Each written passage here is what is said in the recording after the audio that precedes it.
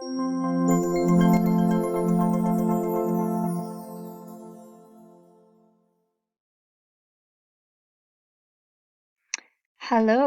in this video, I'm gonna go over 10 things that you can do every day for better health. So obviously there's more than 10. I just wanted to go over the ones that I think are probably the most important. They're the ones that I see repeated most often or ones that I feel really strongly about.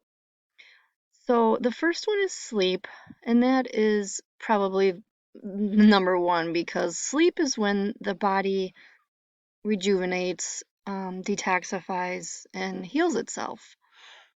So it's so crucial, and so many people don't understand its importance. So I like to stress this about sleep as much as I can. So as far as guidelines for sleep, there's a million things you can do to make your sleep better, and I will make other videos about that. I've actually talked about that a lot, but I will make another video just about sleep in the future. For now, I'll just say it's probably um, average 8 hours a night that most people should get, give or take. So aim for that.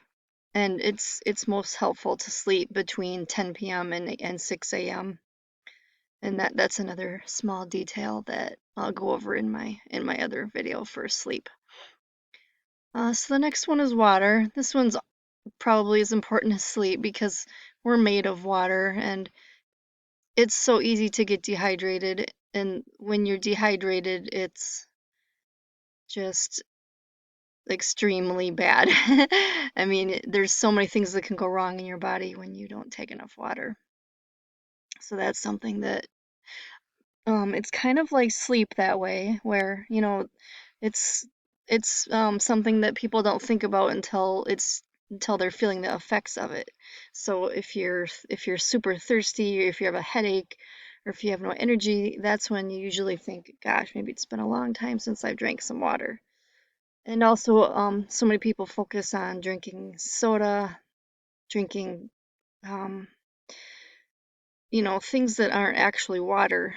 So, I mean, I've known people that don't even like water, and so they're always drinking anything but water. And so that's kind of something to look at. And when it comes to water, the healthiest ways to get it is, well, it's kind of hard, but this is the best option is to go to a natural spring. Or you can buy spring water, and specifically in glass bottles or to store it in the glass bottle because plastic and sunlight and heat will degrade the water and make the plastic leach into the water. So preferably to keep your water stored in glass bottles in the dark is the best way to store it.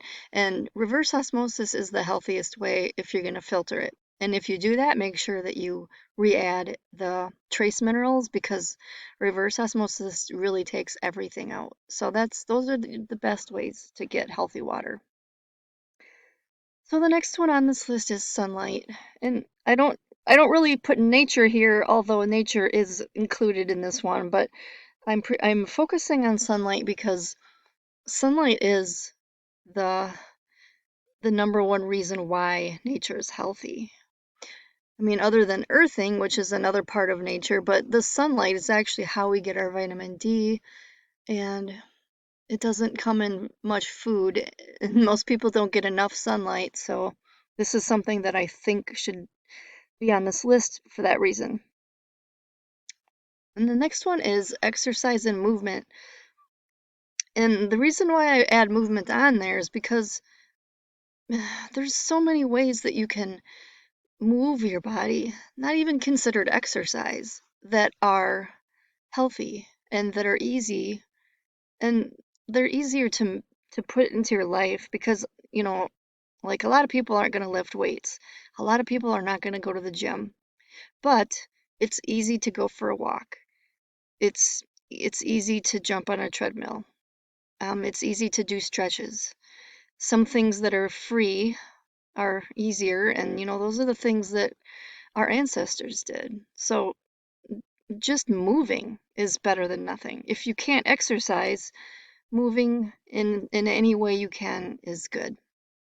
And yoga is pretty good for this because it's a gentle exercise, and there's different levels of yoga that anybody can do.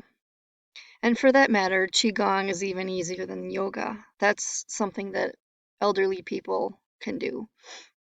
So that's one that I think is worth mentioning as well because it's overlooked.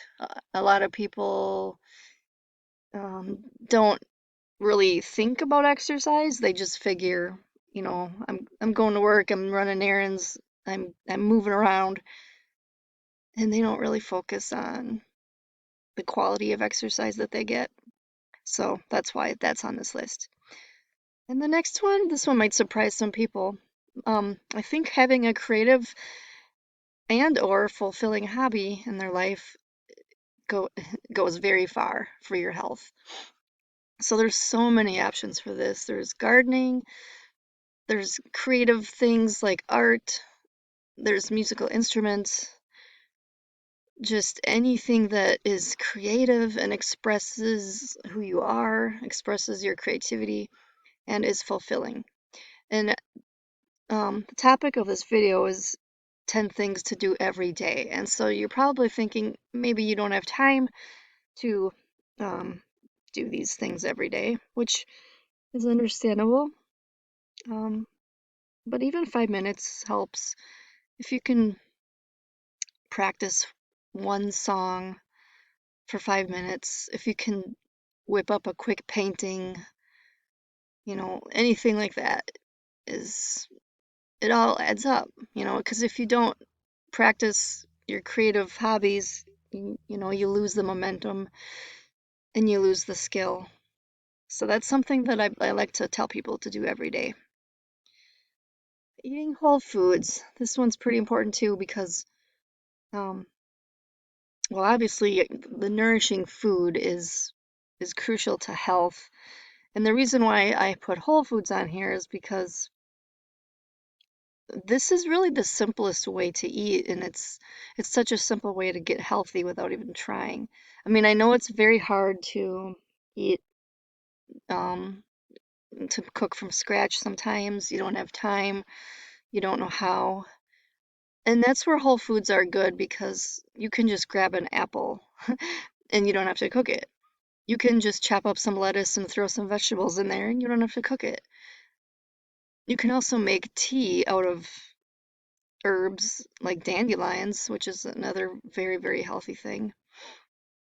Um, but yeah, if you can learn how to cook, that's the best. The absolute best way to eat is to cook from scratch, not using things from a box, not using things from a can. Journaling, this is my favorite. And for those of you that have seen my videos and read my blog, you know how big journaling is in my world. In fact, I'm actually taking a course right now on journal therapy. So I'm learning a lot about how the physical benefits, even mental benefits, spiritual benefits of it are just massive. It's so helpful, and I feel like most people don't know this. Most people think journaling is just something you do, like a diary. I want to write down everything I did today, and that's fine. That's one way. That is one thing of journaling, but the other, there's so many ways and reasons to journal. It deserves its own, not only its own video, but I'm probably going to make a course on this eventually. So that's all I'll say in this video about journaling, since I'll be going so much deeper into that in the future. More standing than sitting. And I really like this picture because this gives you a solution. For those of you who work at a desk or work from home or are sitting at your job, there's, I mean, other than just this picture just shows standing at a desk, but they make chairs now that can allow for different types of sitting that aren't quite so harsh on your back. And you've probably heard the saying that standing is the new smoking. And so that's something that I think more people need to focus on and pay attention to. And I've even noticed in my own life since I started, well, I've always stood at my jobs, but now that I work from home and I have the option to sit, I kind of realized, I'm gonna make myself stand all day long. I'm gonna stand at a table and work on my computer. And I mean, I sit if I get tired and I take breaks here and there, but um, it's it's so much easier to burn calories throughout the day, and then, at the end of the day, when you're ready for bed, you actually can fall asleep easier because your body's been standing all day or most of the day. So that's more standing than sitting. It's kind of an important one in these times when more people are home and more people might be working on a computer, and it's becoming more in the news how bad sitting is for your health. Okay, and this next one is toxic friendships and relationships. So this one is something that it's not like a thing you can do. It's more of a way to style your life, so that you can, in the future, be healthier. It's kind of a wide topic, and that's why I included friendships and relationships in this, because friendships can be just as toxic. In fact, um, you usually have more friends than you do relationships, so there's a good chance that you have toxic friends. And as far as relationships goes, those are the ones that probably affect you the most because they are, more full-time, especially if you're married and live with someone. If you have a relationship or a friendship that's causing you more emotional and mental strife than joy, then that's a sign that you should cut your ties or just cut your time down. You don't have to completely cut people out of your life, but cutting down on the time that you spend time with them and cutting down on the time that you talk to them. So if you only talk to them on the internet, just, you know, answer less often. Um, that's a pretty important one because people don't realize how much stress they get from dealing with people. And this can even go for immediate family members, parents, even brothers and sisters.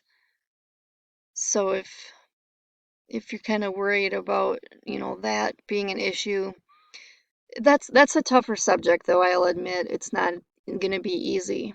It's just something to think about. And the last one is meditation. And I couldn't really make a list like this without including meditation because it is so important. It is so crucial to your mental health, your emotional health, and then it trickles over into the physical and, of course, the spiritual. It's probably more better for spiritual health. Um, so meditation, people think it's so hard. I mean, it is kind of hard, but it can be made easier. There's so many resources out there that can help you learn how to meditate better. And there's so many different styles of meditation.